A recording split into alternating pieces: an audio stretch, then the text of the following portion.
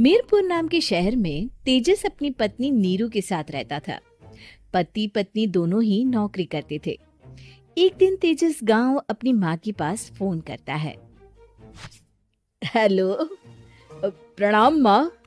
जीते रहो माँ, तुम दादी बनने वाली हो हैं?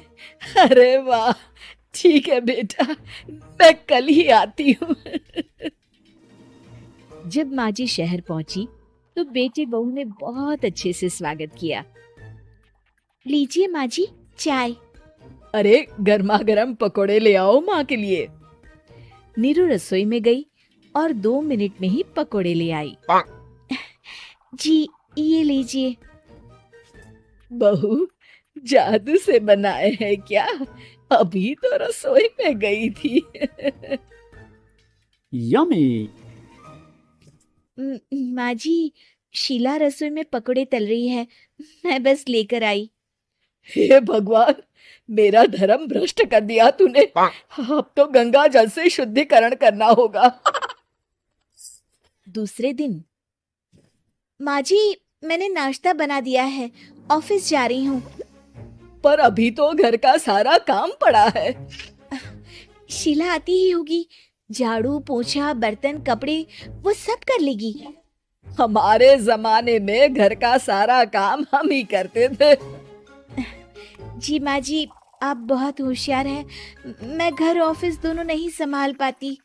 तो जरूरत क्या है घर से बाहर जाकर चाकरी करने की? वैसे भी घर का काम खुद करने से घर में बरकत आती है, समझी?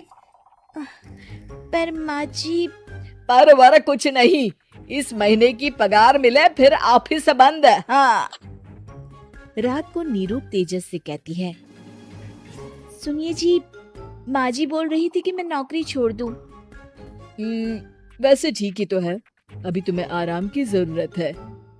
फिर भी आराम कहाँ, शीला को छुड़ाने के लिए बोल रही थी।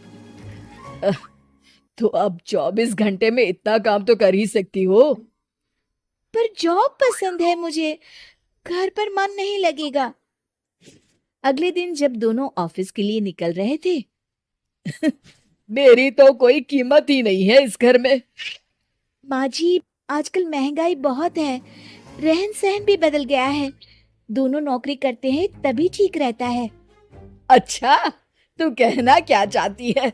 मेरा बेटा तुझे बिठा के खिला नहीं सकता, तू ही इस घर का खर्च चला रही है, हैं? नहीं माँ जी, मेरा वो मतलब नहीं था। मतलब खूब समझती हूँ, ये बाल धूप में सफेद नहीं किए मैंने। हाँ। अब तो ये रोज का काम हो गया था। तेजस भी रोज की झिकझिक से परेशान हो गया था। एक दिन उसने कहा, नीरू, वैसे भी तुम्हें मैटरनिटी लीव मिलने वाली है, तो अभी से ही छुट्टी ले लो। पर क्या, मेरी सैलरी अच्छी खासी है। आखिर नीरू ने रिजाइन कर दिया। जब बच्चा हुआ तो घर में सब बहुत खुश हुए। कुछ दिनों बाद तेजस फाइल देख रहा था। क्या हुआ तेजस, कुछ परेशान लग रहे हो? अब हाँ, वो हमारी जितनी सेविंग्स थी वो तो हॉस्पिटल में और छठी के फंक्शन में खत्म हो गई है नीरू। और अभी वैसे मंदी चल रही है तो मैं बोल रही थी कल मुन्ना को हेपेटाइटिस का टीका लगवाना है। नीरू, क्या पोस्टपोन नहीं कर सकते? नहीं जी, बिल्कुल नहीं। अब तेजस को समझ में आ रहा था कि उससे गलती हुई है। पैसों की कमी का असर घर के माहौल पर भी पड़ रहा था। अगले दिन, बेटा मेरा चश्मा और ये दवाइयाँ ले आना, पर्चा देते हुए माँ जी ने कहा। जी। तेजस, मुन्ना के लिए दूध का डिब्बा और डायपर भी ले आना, और ये किराने के सामान की लिस्ट है, इसे भी लाना है। तेजस गुस्से में लिस्ट मरोड़कर फेंकता है और चिल्लाता है, पैसे क्या पेड़ पर उगते हैं? ये ले आना, वो ले आना। अरे पर ये जरूरत का सामान ही है। वो गुस्से में बिना कुछ कहे ऑफिस चला गया। अरे लंच तो ले जाइए। नीरू दौड़कर डिब्बा पकड़ाती है एक दिन खाना खाने के बाद, नीरू, अब तो मुन्ना कुछ बड़ा हो गया, तो अब तुम वापस ज्वाइन कर लो ना जॉब। पर इस रिसेशन में जॉब मिलना बहुत मुश्किल है। ट्राई तो करो। फिर मुन्ना, माँ जी है ना, और एक फुल टाइम मेड भी लगा लेंगे। पर माँ जी, उन्हें तो पसंद नहीं।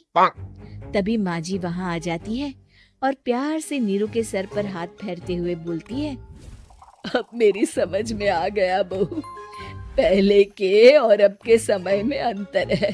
तुम काम शुरू करो, मुन्ना की जिम्मेदारी मेरी।